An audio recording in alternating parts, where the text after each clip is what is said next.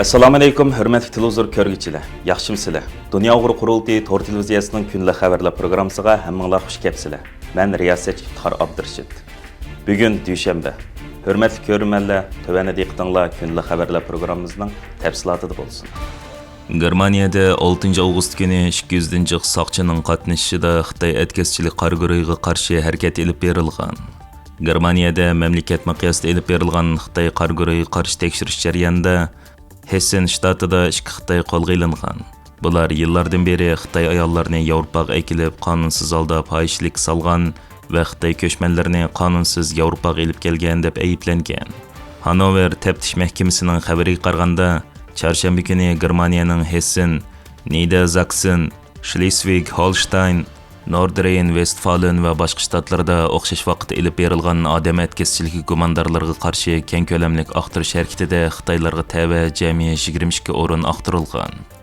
Bild gazetining xabar qilishicha, jinoyat gumondorlari Xitoylar bo'lib, bu qarg'uri Xitoydan Yevropaga qochoq odam yotkash, ayollarni fohishlik tashkillash, pul yuvish qatorliq jinoyatlarga chetishlik ekan.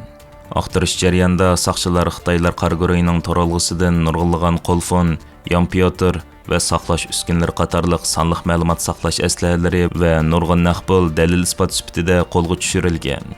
Bu Germaniyaning Hessen shtatida Xitoy qarg'uriga elib berilgan ikkinchi qatimliq aqtirib tutish harakati bo'lib, 2024-yil oktyabrda Hessenning 6 shahrida Xitoy qarg'uriga qarshi tozalash harakati elib berilib, 3 gumondor qo'lga olingan ekan.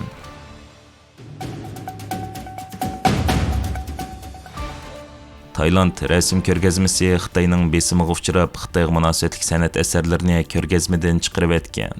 Reuters agentligining 8 avgustdagi xabarda bildirishicha, Tayland rasm ko'rgazmasi Xitoyning besimiga uchrab, Xitoyga munosabatli san'at asarlarini ko'rgazmadan chiqarib etgan.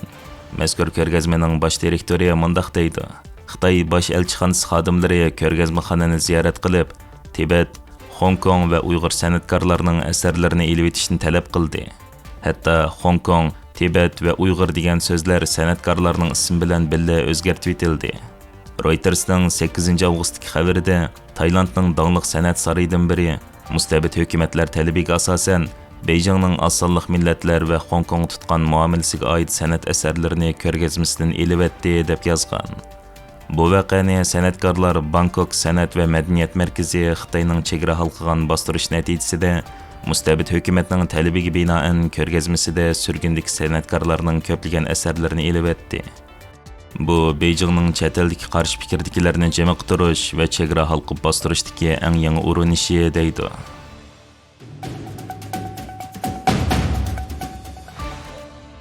Shvetsariya Xitoy orasidagi erkin savdo kelishimi Shvetsariyadagi ommaviy tashkilotlarning kun tartibida qiziq tema bo'lib, ommaviy tashkilotlar hukumatni tanqid qilmoqda. Bu haqda Shvetsariya davlat radio televiziyasi oldin qayda maxsus bir obzor e'lon qilgan bo'lib, erkinlik birlashmasi Shvetsariya Xitoydagi kishilik huquq uchun yana nimalarni qilyotidi degan tema qo'yilgan bu obzorda Shvetsariyadagi kishilik huquq tashkilotlarining Shvetsariya Xitoy o'rtasidagi erkin savdo kelishimi haqidagi andishasi o'ttirib qo'yilgan edi. Elma Peluzza yozgan bu obzorda Shvetsariyadagi erkinlik birlashmasi yana burunqi xatar ostidagi xalqlarni qo'g'dash tashkilotining Xitoy ishlari mutaxassisi Selena Morelning qarashicha, bu Shvetsariyaning yaqin yillardan buyon Xitoy qaratgan kishilik huquq siyosati bilan nimalarni qo'lga keltirganligiga qarash kerak deydi. Kishilik huquq tashkilotlari Shvetsariya Xitoy kishilik huquq dialogining hech qanday ilgarilashga erishalmaganligini yakunlagan bo'lsa-mu, Federatsiya Tashqi ishlar ministrligi 4 yil ilgari o'ttirib qo'yilgan Xitoy strategiyasidan voz kechmaydiganligini o'ttirib qo'yib, uni yangi ramka ichida va texim taraqqiy qildirishni xohlaydigan bo'lib, kishilik huquq va qoidalarni asos qilgan xalqaro tartibning muhimligi qatorliq markaziy masalalar yana bu kelishimning bir qismi ekan. Shvetsariya davlat radio televiziyasining xabar qilishicha, Selena Morel bu haqda kishilik huquq Shvetsariya Xitoy erkin savdo kelishimida cho'qim asosli tema bo'lishi va bu kafolatga ega qilinishi kerak. Shundaqla kishilik huquq va ishchilar huquqiga daxl-taruz qilish jazoga uchrashi kerak deganini ta'kidlab, agar undaq bo'lmaganda, har qaysi kishilik huquq tashkilotlari bilan birlikda Shvetsariya Xitoy erkin savdo kelishimiga qarshi jiddiy saylam chaqirdiganligini o'ttirib qo'ygan. Bu haqda stansimizning ziyoratini qabul qilib ma'lumot bergan Dunyo Uyg'ur qurultiyi Seyya komitetining mudiri va Shvetsariya Uyg'ur jamiyatining sobiq raisi Әнділі Қарқалы әпәнді мұндақ дейді. Shveysariya radio televiziya xabarlari sayfasida Shveysariya Xitoydagi kishilik huquq uchun nima ishlarni qilyotidi degan temada bir maqola e'lon qilindi. Bundan 4-5 yil ilgari Shveysariya Xitoy strategiyasi degan nomda bir siyosat tuzib chiqqan. Buni asosan Tashqi ishlar ministrligi tuzib chiqqan bo'lib, buningdagi asos diqqat Xitoyning Sharq Turkistonda berayotgan Uyg'urlar ustidan ilib berayotgan irqiy qirg'inchilik va Tibetdagi qirg'inchiliklarga markazlashgan edi. Ya'ni Xitoyning kishilik huquq tafsandchiligi tanqid qilingan va Xitoydan bu qilmishlarni darhol to'xtatish talab qilingan edi bu strategiyada. Halbuki bugun kelgan Shveysariya buning ismini o'zgartirib, Shveysariyaning Osiyo siyosiy strategiyasiga aylantirgan. Ya'ni buningda diqqat Xitoydan burmilinib, ya'ni Xitoydagi kishilik huquq tafsandchiligiga bo'lgan diqqat markazlashish suslashtirilgan va hatto kishilik huquq tashkilotlarining deyishi bo'yicha bu dan voz kechildi. Ya'ni bu Xitoy siyosatidan markazlik holdagi Xitoy kishilik huquq siyosatidan voz kechildi deb tanqid qilinyapti. Mush mazmunlarni o'z ichiga olgan bir maqola bo'lib, bu e'lon qilingan maqola. Buningda asosan kishilik huquq tashkilotlari, ya'ni Sharq Turkiston, Tibetliklarni qo'llayotgan, Uyg'urlarni qo'llayotgan kishilik huquq tashkilotlarining buningga bo'lgan noroziligi bu hozirgi siyosatga. Va albatta buningga Uyg'ur tashkiloti sifatimiz bilan biz buni ko'p noroziliklarni bildirdik. Bu siyosatga hatto bizni qo'llayotgan, hozir qo'llab kelayotgan siyosatchilar, kishilik huquq tashkilotlari albatta va xalq, Shveysariya xalqi demokratiyani, erkinlikni nihoyat suyadigan bir xalq bo'lg'achqa, Shveysariya bakmi demokratik bir davlat bo'lg'achqa, Xitoyning bu qilmishlarini bu yerdagi xalq qabul qilolmaydi, singdirolmaydi. Bular bu siyosat chiqqandan keyin bizning tashkilotimiz bilan, jamiyatimiz bilan, kishilik huquq tashkilotlari bilan, hatto shaxsiy bizlar bilan aloqalashgan nurg'un kishilar bo'ldi. Matbuot o'rinlari bo'ldi. Ya'ni buni qanday qaraydiganligimiz, bu siyosatning to'g'ri bo'lib bo'lmaganligi haqida bizning ko'z qarashlarimizni so'raymiz.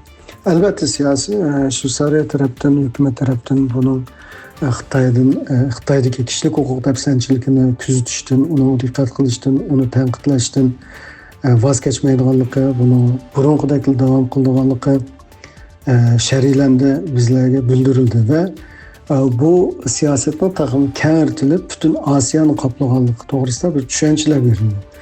Ama bu bizni toza memnun qilolmaydi. Chunki bu yerdagi umumiy diqqat, asosliq negizliq diqqat Xitoy bo'lishi kerak. Ya'ni Osiyo davlatlarida balki ba'zi davlatlar bordir, kishilik huquq toza joyida bo'lmagan. Ammo Xitoydagi bir irqiy qirg'inchilik siyosati yurgizayotgan davlatning ismini boshqa bir davlatlar bilan, masalan, hatto bu siyosat, yangi siyosati Yaponiya ham bor ekan.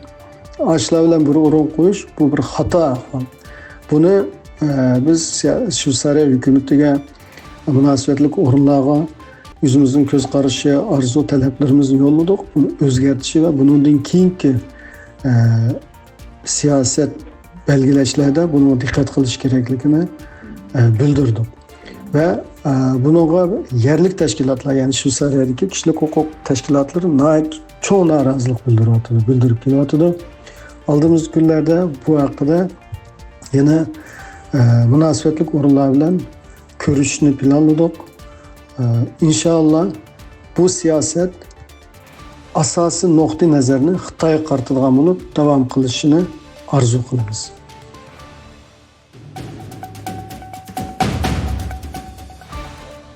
Mush ayning 9-kuni Angliya poytaxti Londondagi elchixonasi oldida universal qarshilik ko'rsatish xitobnomasining cho'ng tipdagi norozilik faoliyati olib berilgan.